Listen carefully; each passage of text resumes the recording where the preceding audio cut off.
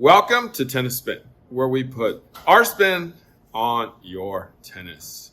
All right, guys, I got Coach Chris back with me.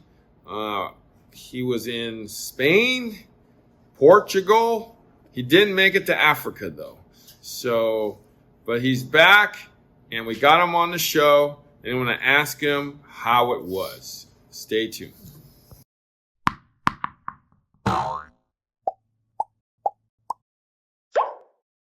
All right, guys, so I would like to welcome Coach Chris back home after about a month and a half of spending it. 2 months? It's only been a month and a half in my mind. Okay, 2 months being gone. Obviously, I missed him. Whatever.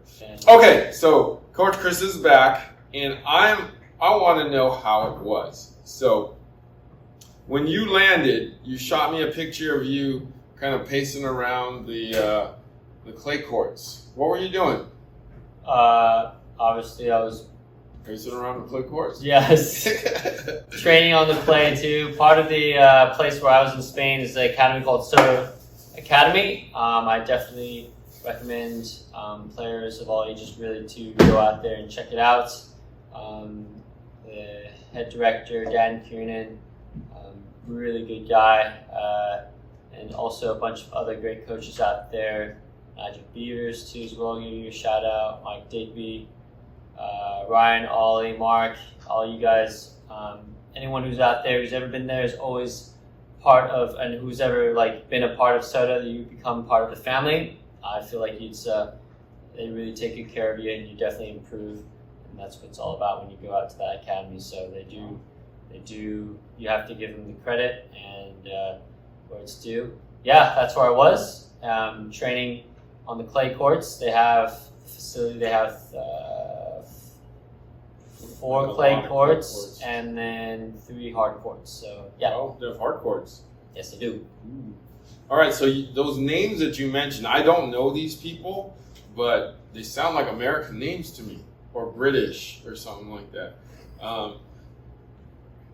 Yes, the director is British. So a lot of the academy players are British, Irish too as well. Wales, don't forget that too. Yeah. There is a Spanish influence on it, but we're in Spain, and of course there's a Spanish influence on it, right? Of course, but the background is that primarily that Great Britain. A lot of the players are from there. So great.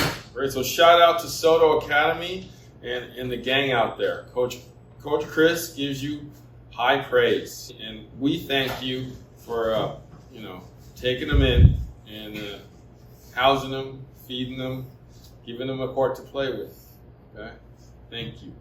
All right, so my guess is that when you landed, you got straight out on the court. Yep. Right, said hi to the gang. Yep. And you wanted to kind of get acclimated with the time, right? The time frame, since it's 12-hour difference here. Yeah. And then try to get used to the surface again, right? Mm-hmm. I mean, I understand that clay is probably the most grueling surface. How was your adjustment back to clay? Playing on clay, it's definitely one of the more physical surfaces for sure. I would definitely felt out of shape a bit. Maybe it's probably more because of the flight there and the jet lag, but first couple of days, even playing a couple sets and matches on it, definitely really tough. I found that you have to work really hard for every ball. You just have to make sure that you stay true to your technique. But like a lot of things, you stick at it, you find your way back onto it. It's like riding a bicycle. It's a fun surface. Harry knows that I like to slide a lot, so that's probably the best surface to slide on without actually hurting yourself. So. And that's where he got it from, Brian Boitano here. Anyways, so how did you do in your first tournament? First tournament, I played on a hard court surface. It's called Absoluto. I won my first round, and then lost my second round. Not bad for like my first tournament in a year or two. It was good. Just to be able to compete and play. And shout out to James for taking me there. He's one of the intern fitness coaches there. We had a good time out there too as well, out in Malaga. Nice. So, and then what happened in the second tournament? Second tournament was also good. I played in tarmac courts. I think it was round of 32, I think. But yeah, I won my first round, first 2 rounds, and then lost in a tiebreak, I think, in my third match. So that was also good too as well, to be able to compete. 2 wins. And it's tough surface, that tarmac that we played on.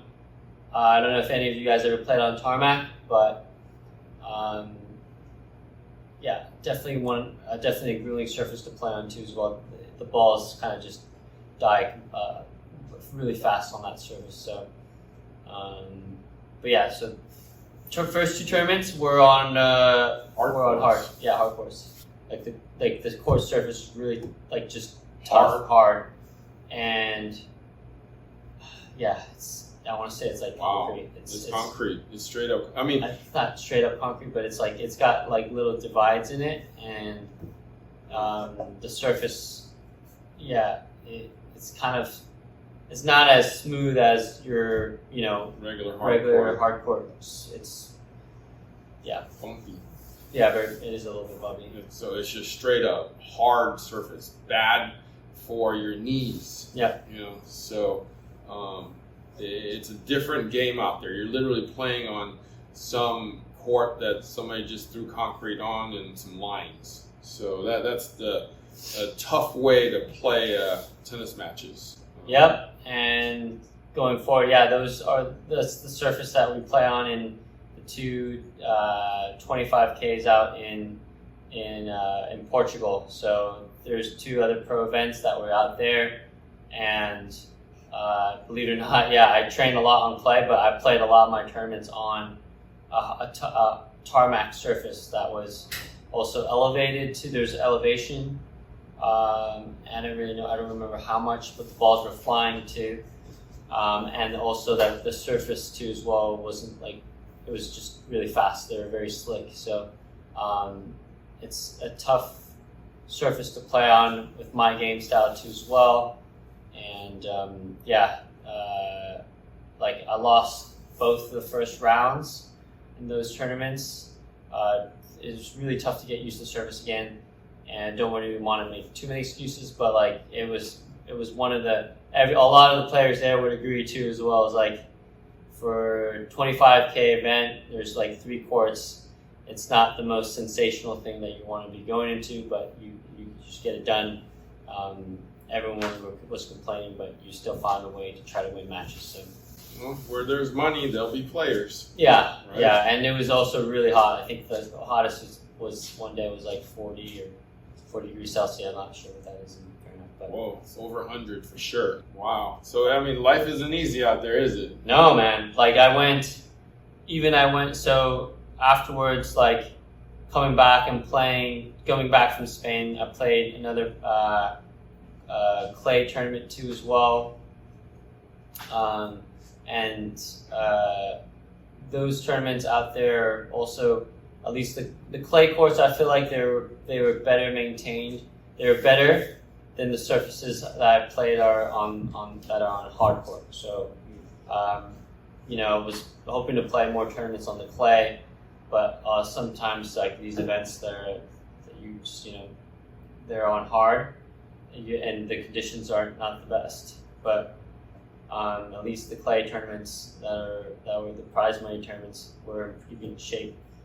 Like you just, again, a lot of things are out of your control. You just have to try to show up and play your best tennis. So that's why it's really important. Get there a bit earlier. So if your tournament starts on a Thursday or something like that, or Friday, make sure you show up a couple of days before to get used to the conditions and see if you can find a foothold into it, and then try to play your match. So all in all, were you happy with your trip? Yeah, I thought it was good. I think I learned a lot about my game. Coming back here, hopefully I'll improve. I have some good help. Coach Gu is going to help out too as well. And we're going to work on my game too, and then hopefully, maybe next summer, go out there again and compete. So. Okay, great, perfect. So I want to thank Coach Chris for hanging out with me today for, let's say, the coffee talk. Coach Chris, where can we find you? You found me here. You found me, man. You can find me at CB Chen Tennis. And I'll post all that content there too as well. All right, welcome back, Chris. Thank you guys for watching Tennis Spin, where we put our spin on your tennis.